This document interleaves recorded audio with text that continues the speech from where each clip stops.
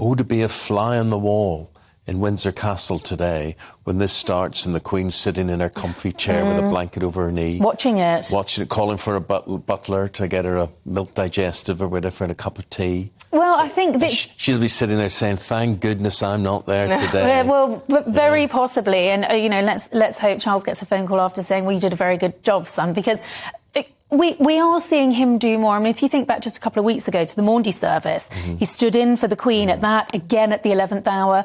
Since, I think it's 2017, he's been laying that wreath at the cenotaph.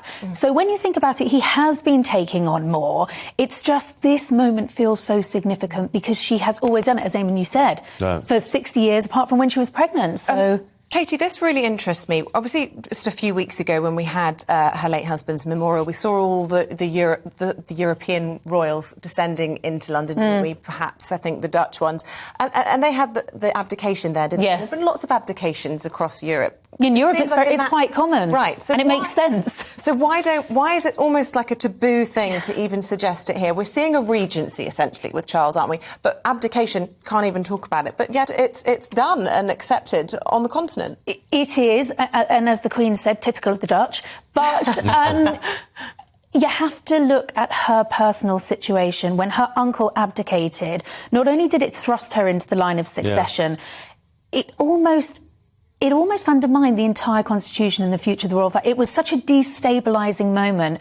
I think her feeling is, not on my watch. Right. And at the moment, she's not needing to abdicate. This is working. It's us that have to get our heads around it. You're right, it's us. I mean, she's hardly thrusting Charles unprepared. He's ready how old for is he? 72 now, is he, or something? He's older than that, and he's the longest-serving Prince of Wales. And give him a chance. Quite capable of doing this, but I think that idea, once you start to unpick at the Constitution, once you go down the abdication route, well, who's to say, well, let's just get rid of the monarchy altogether? You almost undermine the stability of the entire institution. And I think, Isabel, her religious vows, those coronation vows, and the fact that she used the anniversary of her accession back in February to renew that vow to serve, it means everything to her. It just means that when she does turn up at Jubilee events, there will be a bigger round of applause and appreciation, I would have thought. I think it'll be really quite an emotional moment, and she's determined to be there for that balcony moment,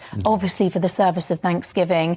But, I think it's going to be a case of decisions will be made on the day, and we're just going to have to be patient. But as you say, I think there'll be a lot of applause when we do see her. And can I just ask you what your interpretation of episodic mobility problems is? Well, my understanding is that there are days when she just cannot move. So she'll have good days. And we saw her, didn't we, meeting the President of Switzerland. She's standing up without a stick and she looked brilliant. But it may be that 2 days later she cannot move. And I think anyone with those sorts of issues, you just don't know. And it's that uncertainty, which is why I think we're being prepared to not see her. But if we do, it's going to be a pleasant surprise. And please, God, that happens for the Jubilee moment.